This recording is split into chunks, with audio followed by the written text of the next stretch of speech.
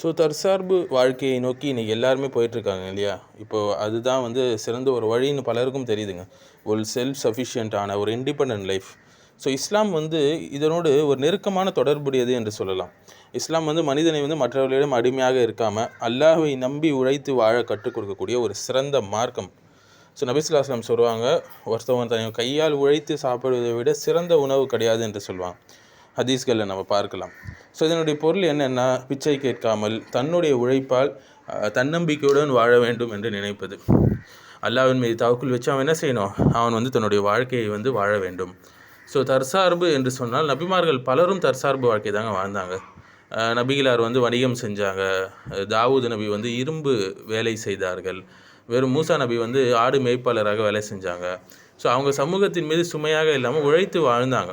பிறரிடம் கேட்காமல் இருந்தாங்க.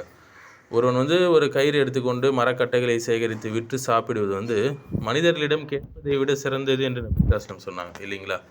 ஸோ இது தற்சார்பு வாழ்க்கையை வந்து நேரடியாக ஊக்குவிக்கக்கூடிய ஹதீஸ் என்று சொல்லலாம்.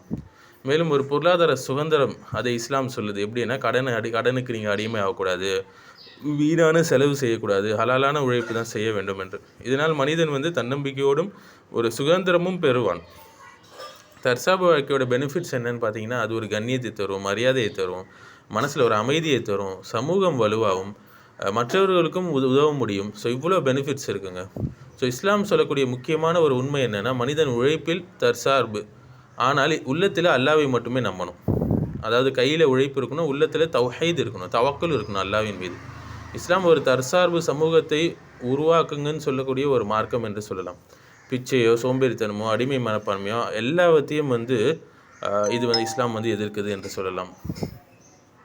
ஸோ போர் காலத்திலும் சரி, போர் இல்லாத நிம்மதியான காலங்களிலும் சரி, தற்சார்பு வாழ்க்கை வந்து மிகப்பெரிய ஒரு சொல்யூஷன் நிம்மதியாக வாழ்வதற்கு. சில இயற்கை இயக்கங்கள் வந்து உடல் ரீதியான வாழ்க்கையை மட்டும்தான் பேசுவோம். ஆனால் இஸ்லாம் தான் தௌஹீது, தஸ்கியா, உள்ளத்தை சுத்தப்படுத்துறது, சமூகத்தை சீர்படுத்துவது, உழைப்பு, இது எல்லாவற்றையும் சேர்த்து ஒரு முழுமையான வாழ்க்கையாக இஸ்லாம் மட்டும்தாங்க சொல்லும். ஃபார் எக்ஸாம்பிள் வந்து தற்சார்பு வாழ்க்கையை பேசக்கூடிய நிறைய நபர்கள் இருக்கிறாங்க இந்த காலத்தில் இல்லைங்களா? இயற்கை மட்டும்தான் வாழ்க்கை என்பது போல் பேசுவாங்க. மாறாக சமநிலையும் வாழ்க்கை. ஸோ மருந்து வேண்டாம் என்று சிலர் சொல்லுவாங்க. ஆனால் மருத்துவம் இஸ்லாம் அனுமதிக்குது. ஸோ தனிமையாக போயிடுங்க அப்படின்னு சொல்லுது. இஸ்லாம் வந்து சமூக வாழ்க்கையை கவனிக்க சொல்லுது. உடலில் மட்டும் கவனம் செலுத்துங்க என்று தற்சார்பு வாழ்க்கை பேசக்கூடியன்னு சொல்லுவாங்க. ஆனால் உடல், ஆன்மா ரெண்டுத்தையும் கவனிக்கணும். அதுதான் இஸ்லாம் சொல்லுது சிறந்த சொல்யூஷன்.